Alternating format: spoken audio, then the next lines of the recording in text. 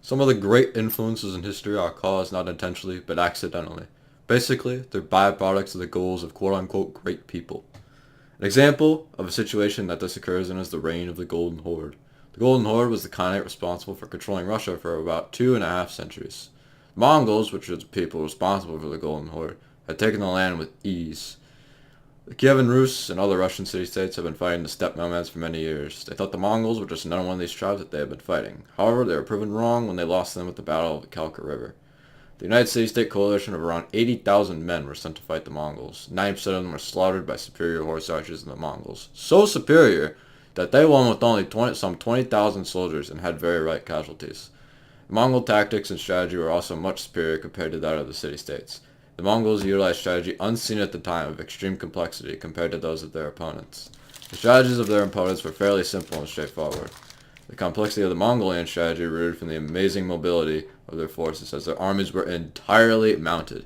Not to mention, their troops were elite, as most of them had been mastering horse riding as early as the age of 3. The climate that these steppe nomads originated in was also a key factor, since it was a harsh environment and prepared them to face harsh environments of other places. For instance, the Russian winters. In fact, the Mongols were the only empire that successfully invaded Russia. Invading Russia in the winter was something that even modern civilizations failed to do. The defeated military of the Russian city-states resulted in the Mongols annexing those city-states. Since the city-states resisted, the Mongols pillaged the cities, almost slaughtering everyone within them. The Mongols would not do this, however, if the enemy surrendered as soon as the Mongols arrived. Most of the time, at least. In case of the Russians, some surrendered but were still slaughtered due to their past actions towards the Mongols.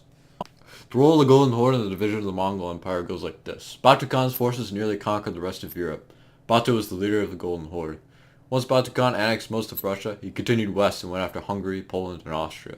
He swiftly defeated their forces and proceeded to siege their cities. In 1241, however, during the siege of Vienna, Batu was informed that the great Khan Ogadai had died from alcoholism. Batu ceases the siege, and it is never resumed. This is major for the Europeans, as their defensive forces were shredded, but most of their towns remained in good condition due to the Mongols' early departure, so their towns weren't pillaged or razed or anything like that. Batu heads back to Mongolia. On his way, though, he realized that one of his personal enemies, Kuyuk Khan, is going to win the election.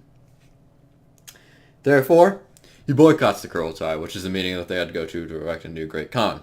His justification to the other officials is that he was quote-unquote sick. Turns out this quote-unquote sickness lasted multiple years, forcing the Mongol Empire into autopilot.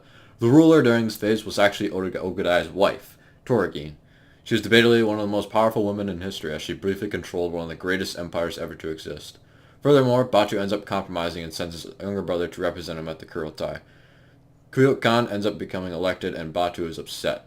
This, along with many other factors leading to secession was a large problem in the Mongol Empire, ended up separating the empire into multiple khanates.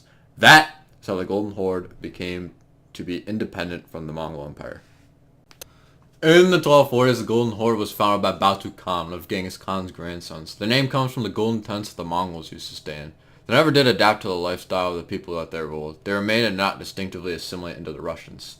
Also, the Golden Horde, under the raid of Uzbek, adopted Islam as a state religion as of 1313, which was opposed to the religion of the Russians, which was Russian Orthodox. However, the Golden Horde did not force Islam upon their subjects. In fact, the Mongols were very tolerant rulers, and here's why. Last thing the Mongols need in their empire is people revolting about them not being able to practice their religion. So the Mongols were tolerant in this respect to keep unity among their empire.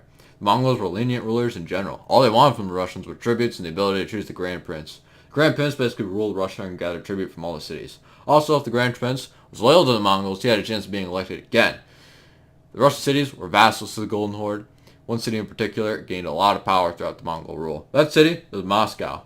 When the Mongols conquered Russia, they had done so much damage to Kievan Rus that everyone went east. In the east, there was Moscow. Thus, the city gained population. Moscow gained significance because the Mongols viewed them as trustworthy and put them in charge of collecting tribute. Moscow, however, took a share of the money that they gave to the Mongols, so the Mongols didn't know about this, and that made them, really rich.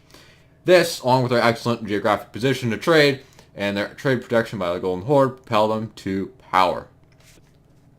They also became the seat of the Patriarch of Russian Orthodoxy, which is the main religion of the Russians. Additionally, the Mongols gave them the ability to annex cities and refused to pay tribute to the Golden Horde.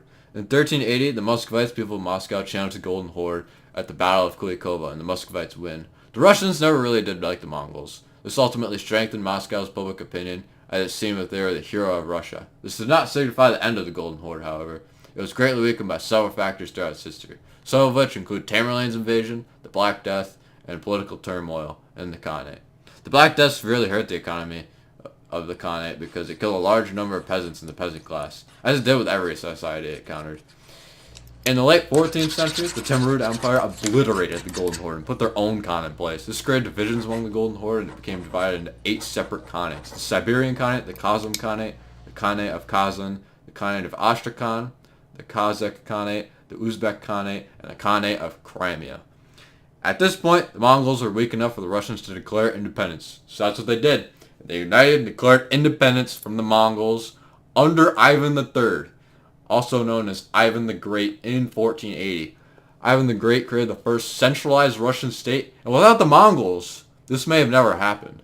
Russia took advantage of the Mongols and targeted and annexed all their separate Khanates one at a time. Ultimately, Ivan III became the first Tsar of Russia. The Mongols had many lasting effects on Russia. For instance, under the Golden Horde, Russia was cut off from European influences, which raised Russia in a unique way.